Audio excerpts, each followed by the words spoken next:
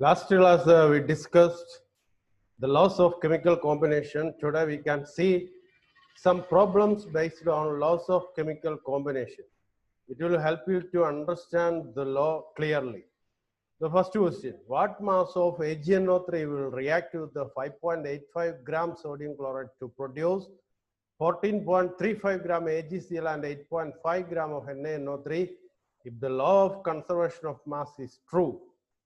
When you read the question, you may feel it as a difficult question, but it is very simple. Here the reaction between AgNO3 and NaCl. So first you have to write down the equation AgNO3 plus NaCl gives AgCl plus NaNO3. Then you can substitute the masses given. NaCl, below NaCl you can write 5.85, below AgCl you can write 14.35, below NaNO3 you can write 8.5 gram. So only the mass of AgNO3 is unknown. Then by applying the equation total mass of reactant equal to total mass of product, you can find out the mass of silver nitrate. It is our equation. Write down the known masses, and AgNO3 is the unknown mass, and mass of AgNO3 is equal to 17 gram. I think it is clear to you. Now we can go to the next question. 6.488 gram of lead combined directly with 1.002 gram of oxygen to form lead peroxide.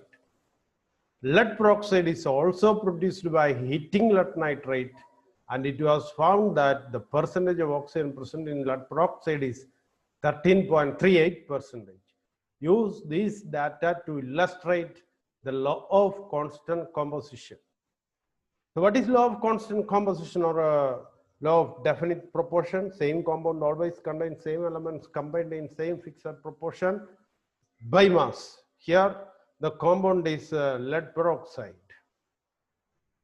The first compound, mass of lead and oxygen present in the compound is given. Lead is 6.488 gram and oxygen 1.002 gram. But in the second compound, mass are not given, but percentage of oxygen is given. So from the given data, we can find out the percentage of oxygen in the first compound. From these two masses, you will get the total mass. Mass of oxygen is present here. Mass of oxygen divided by total mass into 100. That will give you the percentage of oxygen. If percentage of oxygen is same in the two compounds, then the law is verified. Okay, here total mass of lead and oxygen, that is equal to 6.488 plus 1.002 equal to 7.490 gram. Then percentage of oxygen 1.002 divided by 7.490 into 100, and that is equal to 13.38%, same as the first compound. Same as the second compound. That means lead peroxide always contains element lead and oxygen combined together in the same fixed proportion by mass. So the law is verified, or the data is in accordance with the law of constant composition or definite composition. Now we can go to the third question. Carbon is found to form two oxides which contain 42.9% and 27.3% of carbon respectively. Show that these figures illustrate the law of multiple proportion. What is law of multiple proportion? When two elements combine to form more than one compound, different masses of one of the element which combines with fixed mass of the other element bear a simple ratio. So here the percentages of carbon in the two compounds are given, 42.9% and 27.3%.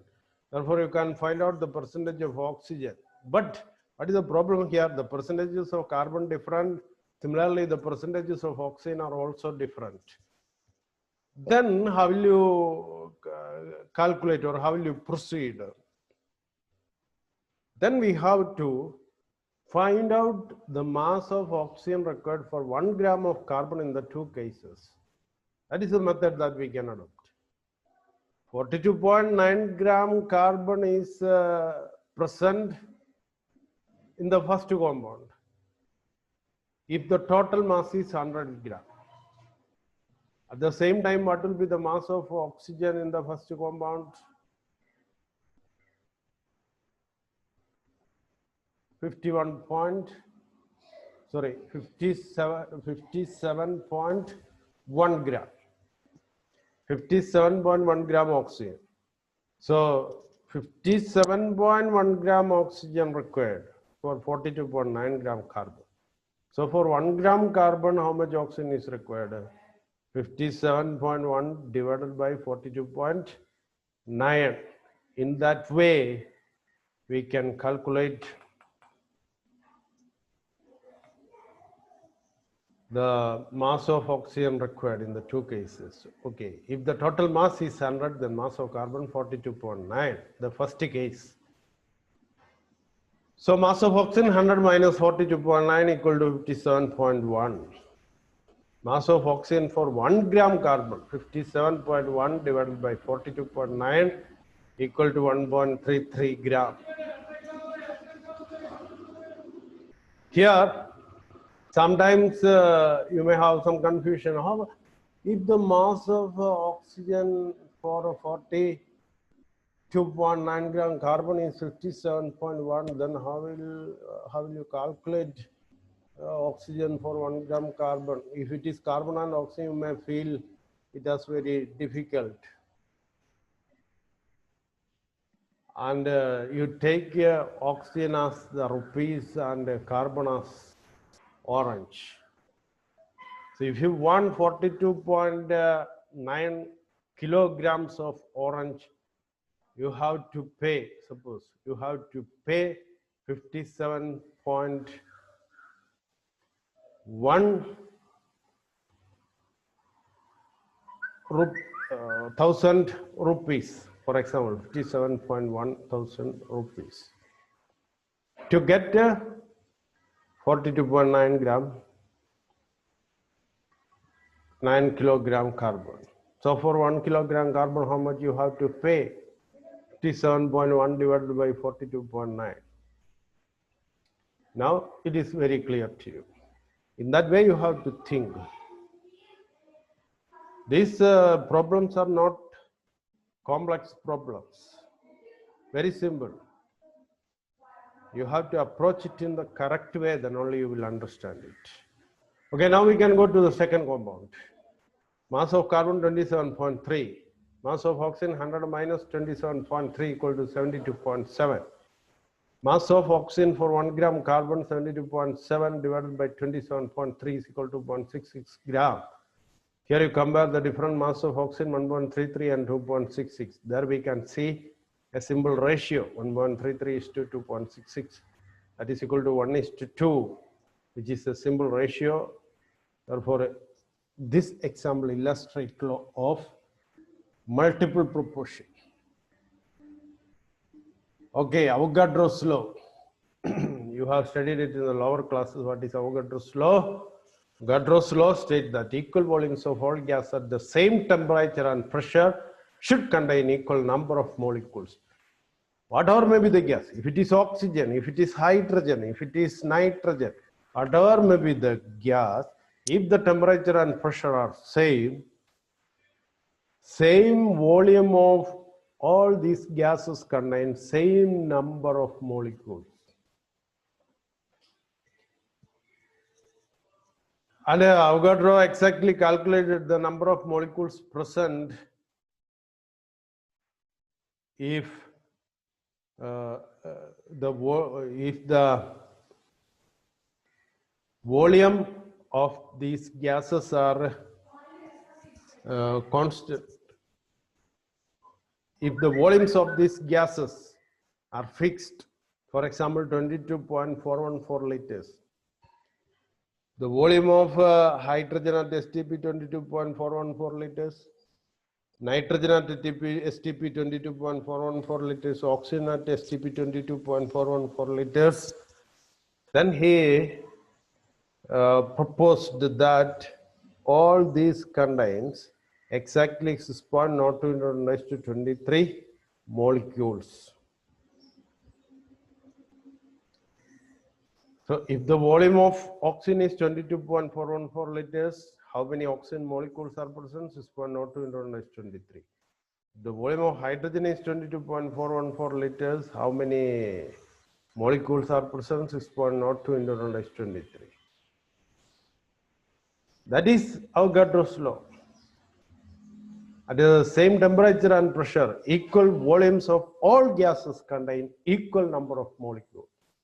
And this number 6.02 × 10 raised to 23, it is known as Avogadro number.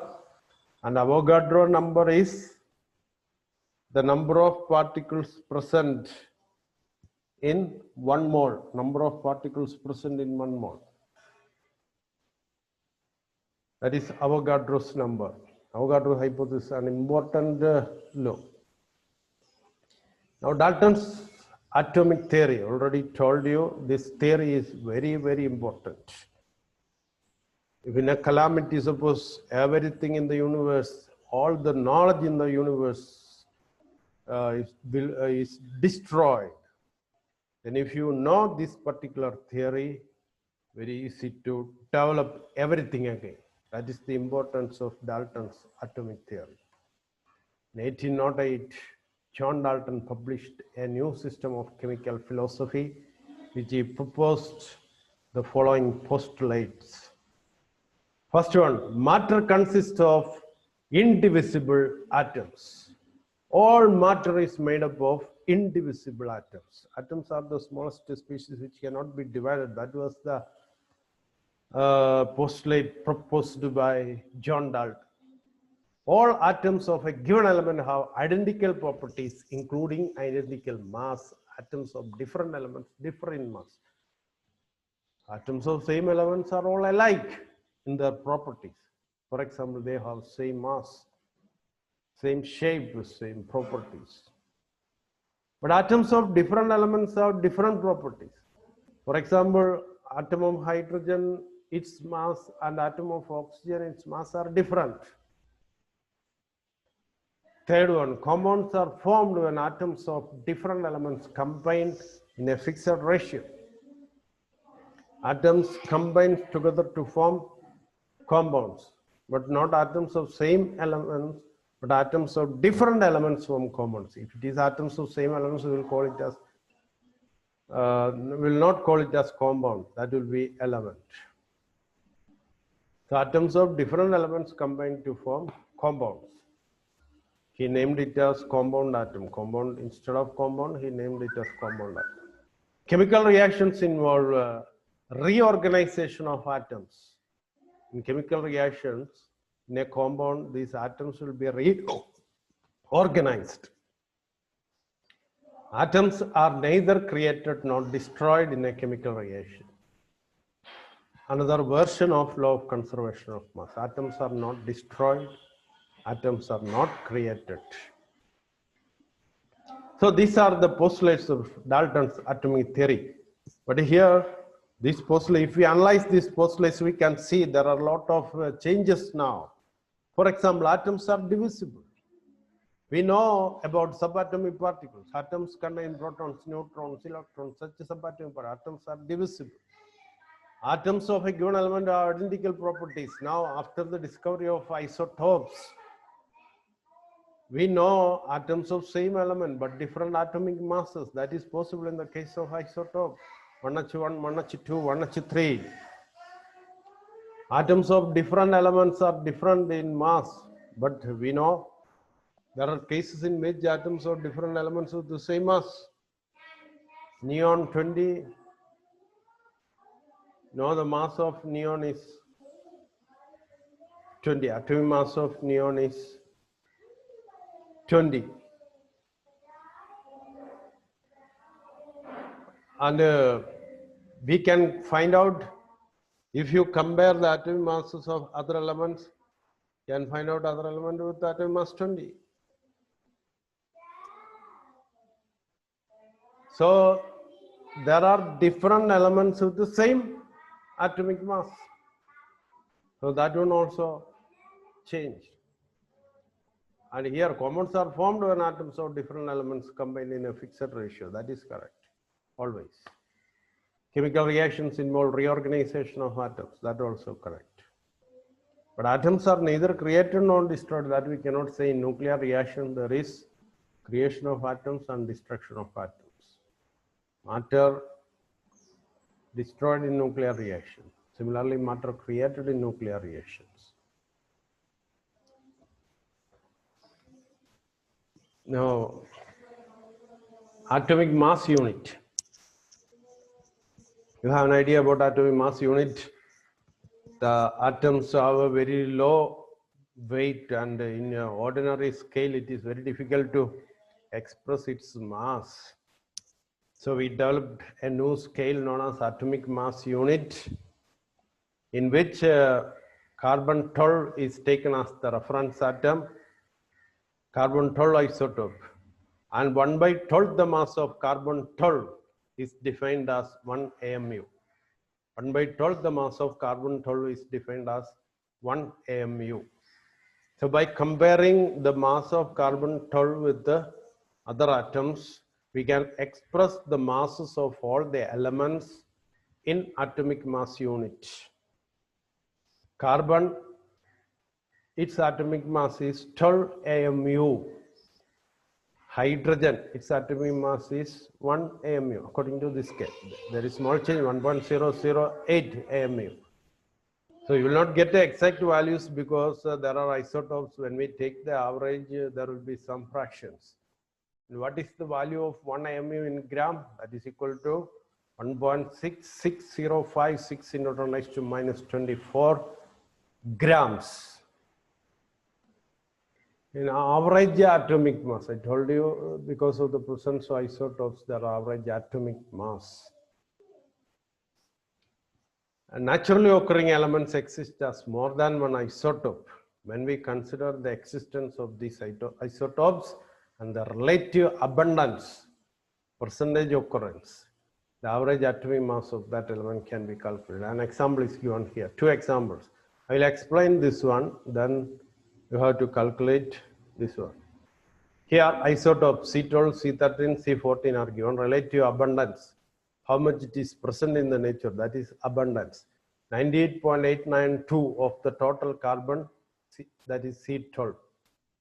Total carbon available in the nature, if you take it, about 98.892% will be C12. Its atomic mass is exactly 12 grams. And about 1.108% is C30.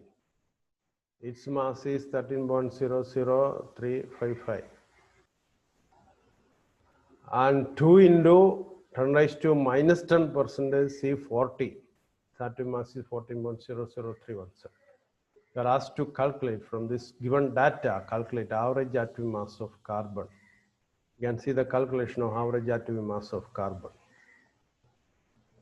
Average atomic mass of carbon, atomic mass into its abundance, 12 into 98.892 plus 13.00335 into 1.108 plus it is atomic mass into abundance, relative abundance, 14.00317 into 2 into 10 raised to minus 10.